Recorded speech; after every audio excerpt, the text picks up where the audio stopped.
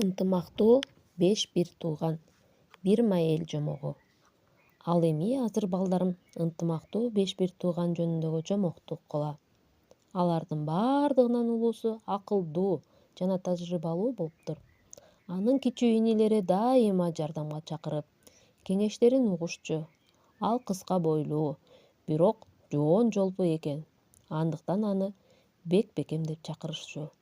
Экинчи жигиттин аты Чырбаш болуп, аты эле айтып тургандай, ал адамдарга өзү биринчи тийишип, болбогон жерден чыр чыгарып, кемчилигин сайып көргөзүп, жекеме-жекеге чакырчу экен.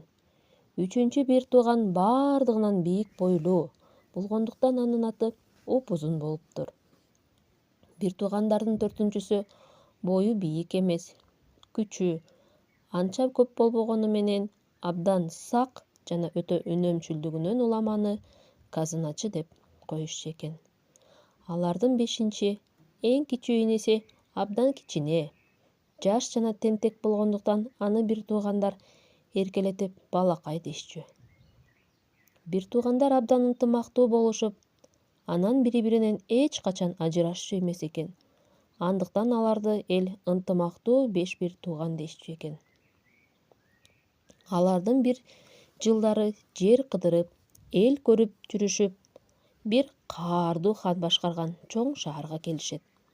Ошондо улуу катары Бекбекем мындай дейт: биз эл кыдырып жүргөчө даңкыбыз жерде жата берет.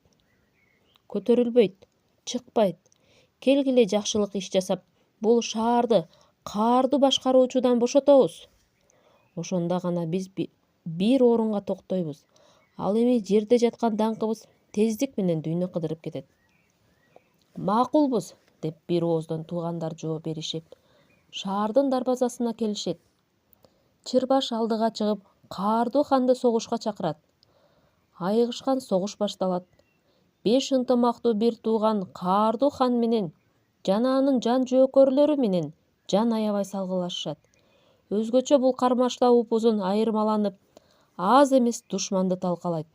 Бирок Жексур хан каармандык менен каршылык кылып, шаар чебине бекинип алат. Ошондо кичинекей балакай байкалбай кирип барып, бир туугандарына шаар дарбазасын ачып берет. Каардуу хандын аскери талкаланып, жамандыктан шаар бошотулат. Жеңишке жетишкендеринен кийин ынтымактуу бир туугандар шаарды ким башкарат деген суроого баш оорутушат. Шаарды Бекбекем агабыз башкарышы керек. Анткени ал бардыгыбыздан улуу, дешет кичүү бир туугандар. Бирок Бекбекем мындай жооп берди: шаарды Чырбаш иним башкарышы керек. Анткени ал согушту биринчи баштады. Баштамайын аягы болбойт, деген жакшы сөз бар. Бирок Чырбаш дагы мындан баш тартты. Анын сөзү боюнча хан Упузун болушу керек. Анын эрдиги жеңишти алып келди. Анткени менен Упузун колун шилтеп мындай деди: эрдик эмне, шаарды алганга эле жетет. Ал эми аны кармап калыш үчүн токтоолук, багып кетиш үчүн бүйрөлүк керек. Мындай сапаттар казыначыда бар.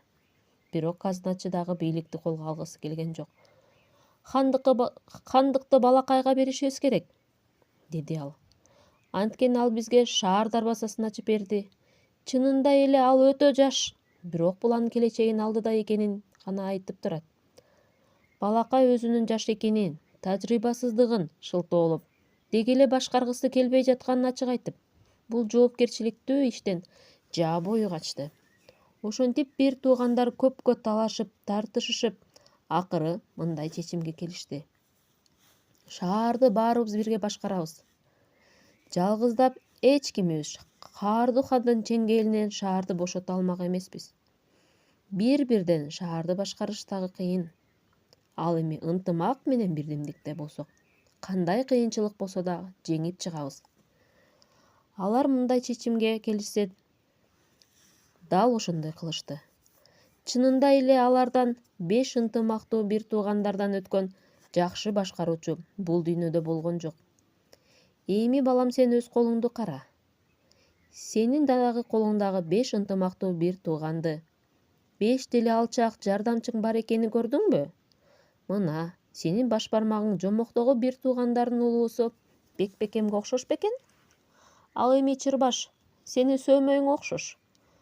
Качан сен бирөөгө эскертсең сөөмөйүң менен кезеп, жиниң келгенде аны менен көрсөтөсүң. Ортонуң болсо баарынан узун болуп, жомогубуз дагы упузун эске салып турат. Аты жок манжаңа алтын же күмүш шакек салынып, бир туугандардын байлыгын кармаган казыначыга окшошуп жатат.